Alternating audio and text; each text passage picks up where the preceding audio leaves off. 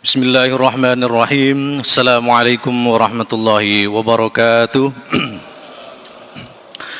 Alhamdulillahirabbil alamin wa bihi nasta'in ala umuri dunya waddin.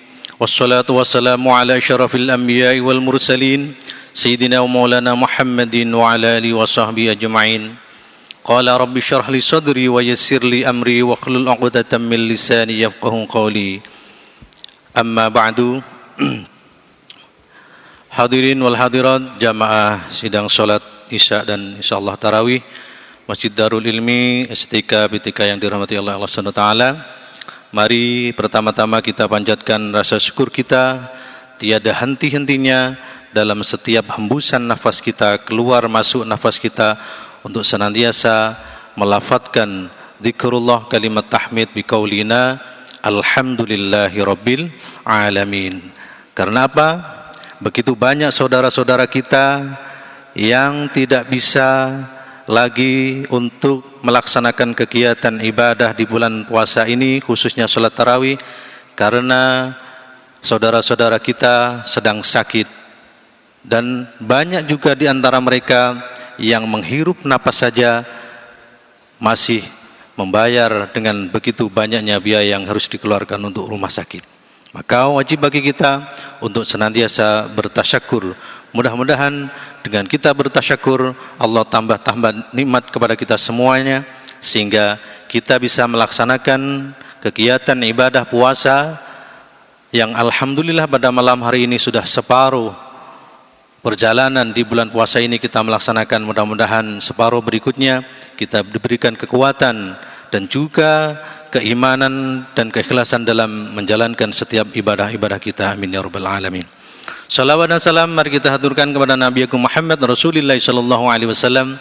Mudah-mudahan kita mendapatkan syafaatnya minat dunia ilal akhirah dan diakui oleh Rasulullah sallallahu alaihi wasallam menjadi umat beliau, sehingga kita bisa bersama-sama bisa bertemu beliau di surganya Allah Subhanahu wa taala dengan ridha Allah, dengan ridhonya Allah Subhanahu wa taala. Amin ya rabbal alamin. Bapak Ibu sekalian yang dirahmati oleh Allah Subhanahu wa taala, pada malam hari ini Al-Fakir akan menyampaikan sedikit wawasan kepada Al-Fakir pribadi dan juga untuk para jamaah sekalian, bahwasanya sejatinya kita adalah anak bagi orang tua kita semua. Sebuah kisah dikisahkan dalam sebuah hadis dalam Sahih Muslim, yaitu nomor 2542, yaitu dikisahkan di dalam hadis Sahih Muslim tersebut ada seorang tabi'in yang tidak bertemu Rasulullah sallallahu alaihi wasallam, akan tetapi jauh-jauh hari disinggung oleh Rasulullah sallallahu alaihi wasallam bahwasanya satu orang ini adalah penghuni langit yang dijamin untuk menjadi penghuni surga.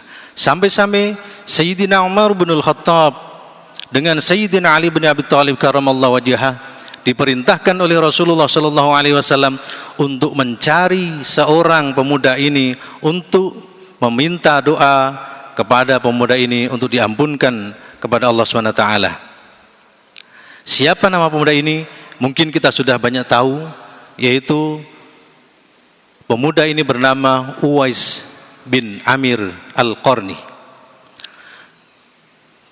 Uwais bin Amir Al-Qarni adalah seorang pemuda yatim.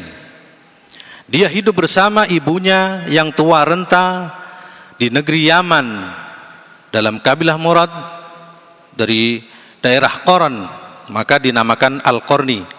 Kalau dari Banten biasanya Al-Bantani, kan? Kalau Minangkabau biasanya Al-Minangkabawi biasanya. Nah, ini dari daerah Qoran maka dinamakan Al-Qarni. Uwais bersama ibunya merawat ibunya dengan sepenuh hati, karena memang ibunya sudah lumpuh, sudah tua renta. Sehingga setiap hari dia bersama ibunya merawat dengan sepenuh hati, sehingga tiba risalah kepada dia dan ibunya sehingga beliau masuk Islam. Setelah masuk Islam, maka ada kerinduan untuk bertemu dengan Rasulullah sallallahu alaihi wasallam.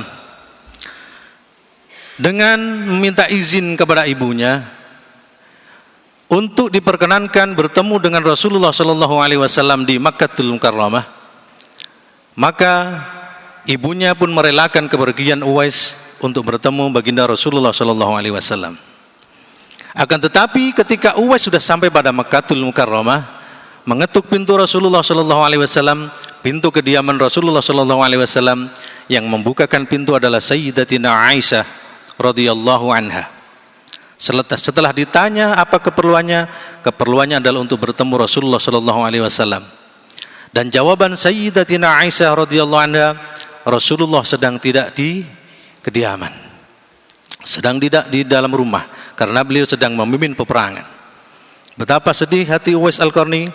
Apakah harus menunggu Rasulullah sampai datang, ataukah segera balik untuk segera merawat ibunya kembali? Maka dipilihlah untuk segera balik ke rumah untuk merawat ibunya kembali, karena saking cintanya kepada ibunya. Kemudian suatu ketika ibunya berkata kepada Uwais, "Nak, saya ingin berangkat haji. Bagaimana pendapatmu?" Uwais menjawab, "Oh iya ibu, kita akan melaksanakan ibadah haji." Ketika mengiyakan kata-kata dari ibunya itu, Uwais berpikir, dengan apa kita berangkat haji, sedangkan kita untuk makan saja kurang.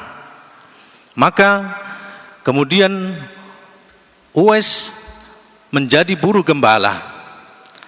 Setiap pagi dia menggendong sapi, anak sapi itu dari bawah sampai ke bukit, ke atas bukit. Setiap hari bolak-balik sampai orang menganggap Uwais sudah gila. Tidak tahu apa tujuan Uwais, hanya menganggap Uwais sudah gila. Maka ketika sudah tiba saatnya melaksanakan ibadah haji di bulan Dzulhijjah, Uwais menggendong ibunya dari Yaman ke Makkahul Mukarramah. Masya Allah, betapa jauh yang sudah pernah berangkat ke sana dari Yaman ke Makkahul Mukarramah. Panasnya, teriknya begitu. Digendongnya ibunya dari berangkat sampai pulang. Dan ketika Uwais berdoa di depan Ka'bah, dia berdoa, "Ya Allah, ampunkanlah dosa ibu saya." Makanya ibunya bertanya, "Wahai anakku, kenapa engkau memintakan ampun kepadaku bukan untuk dirimu?" Jawab Uwais, "Wahai ibu, saya hanya membutuhkan ridhamu. Ketika Allah sudah mengampunimu dan ridha kepadamu, saya akan pasti ikut denganmu." Maka pelajaran yang dapat diambil oleh kita pada masa sekarang ini, kita jarang sekali menganggap diri kita adalah anak bagi orang tua kita, ibu bapak kita. Saya yakin di dalam masjid semua ini, baik yang masih kecil maupun yang sudah beruban ataupun yang sudah membawa tongkat, sejatinya dia adalah anak bagi ibu bapaknya.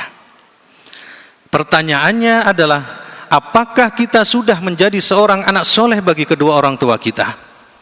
Apakah kita sudah senantiasa membahagiakan kedua orang tua kita, atau bahkan sebaliknya kita selalu mengecewakan dan melupakan kedua orang tua kita? Banyak terjadi kasus yang diberita, ada anak yang menggugat untuk mengadili kedua orang tuanya gara-gara hal yang sepele. Ada anak yang membunuh orang tuanya gara-gara sesuatu yang sepele. Na'udzubillah, summa na'udzubillah. Bapak Ibu sekalian yang dirahmati oleh Allah Subhanahu wa taala, saya mengajak kepada diri saya sendiri dan juga para jamaah sekalian yang ada di masjid ini, semuda apapun kita dan setua apapun umur kita, mari kita ingat-ingat orang tua kita. Apabila orang tua kita masih hidup bersama kita, masih hidup di alam dunia ini, maka wajib bagi kita untuk senantiasa membahagiakannya dan juga mencukupi segala apa yang dibutuhkannya. Karena apa? Jika kita 24 jam untuk melayani kedua orang tua kita, itu belum cukup untuk membalas satu tetes air susu ibu bagi kita. Karena kita bisa seperti sekarang ini, sukses sekarang ini, itu tidak luput dari doa orang tua kita.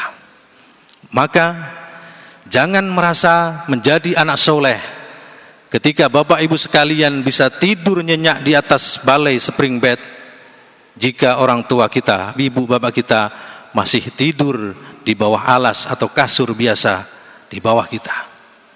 Jangan merasa menjadi seorang anak soleh apabila kita berbuka puasa dengan makanan-makanan yang enak, berbuka puasa dengan minuman-minuman yang lezat, akan tetapi kita lupa kedua orang tua kita apakah sudah berbuka dengan makanan-makanan seperti apa yang kita makan dan minum pada hari ini. Apabila kita senantiasa membahagiakan orang tua, maka insya Allah ridallah fi ridal walidain wa sukhtillah fi sukhtil walidain. Ridho Allah adalah berdasarkan pada ridho kedua orang tua kita. Akan tetapi kebencian atau azab dari Allah SWT itu juga berasal dari murkanya orang tua kita. Maka mumpung yang masih bersama kedua orang tuanya, ibu bapak kita, apabila setiap hari kita usahakan untuk berkomunikasi dengan beliau, apabila ada yang belum punya HP, maka berikanlah HP, berikanlah pulsa. Kita senantiasa bertanya, mak atau ibu, bagaimana kabar engkau hari ini? Sudah berbuka dengan apa engkau hari ini? Alhamdulillah kami dengan anak-anak istri seperti sekarang ini atas doamu. Jangan sampai kita bersedih hati dan menyesal di kemudian hari ketika kita menelepon HP tersebut, tidak ada yang menjawab HP tersebut, karena ternyata kedua orang tua kita sudah menutup mata untuk selama-lamanya. Maka Bapak Ibu sekalian, saya menggugah pada diri pribadi dan juga Bapak Ibu sekalian, di pertengahan bulan Ramadan ini, mari kita jaga hubungan baik kita dengan kedua orang tua kita. Kemudian kita senantiasa berusaha membahagiakan kedua orang tua kita, mencukupi kebutuhannya, senantiasa berkomunikasi dengan beliau, dan mudah-mudahan kita mendapatkan ridho Allah melalui perantara ridho dari kedua orang tua. Mudah-mudahan kita menjadi Uwais Al-Qarni milenial yang seperti sekarang ini, sehingga kita bisa senantiasa menjadi anak soleh, karena waladun solihun yada'ulah itu sangat didamba-dambakan oleh kedua orang tua kita. Jangan harap kita akan didoakan oleh anak-anak kita nanti apabila kita berani kepada orang tua. Jangan harap anak-anak kita akan menghormati kita apabila kita sendiri pada saat sekarang ini tidak menghormati orang tua kita. Maka jangan sampai terbersit suatu hati sedikit pun untuk menyia-nyiakan orang tua kita, apalagi mengantar kedua orang tua kita ke panti jompo karena kita sudah lelah untuk melayaninya, mencukupi semua kebutuhannya. Mudah-mudahan kita semuanya dijadikan oleh hamba-hamba Allah yang senantiasa bisa menghormati orang tua dan memuliakan orang tua, sehingga betul-betul bisa mendapatkan ridho dari kedua orang tua, dan kita bisa bersama-sama kedua orang tua kita menghadap Allah Subhanahu wa taala dalam keadaan husnul khatimah. Amin ya rabbal alamin. Kiranya sekian, mudah-mudahan apa yang saya sampaikan bermanfaat, kurang lebihnya mohon maaf. Akhirul kalam, wallahul muwaffiq ila aqwamit thoriq. Wassalamualaikum warahmatullahi wabarakatuh.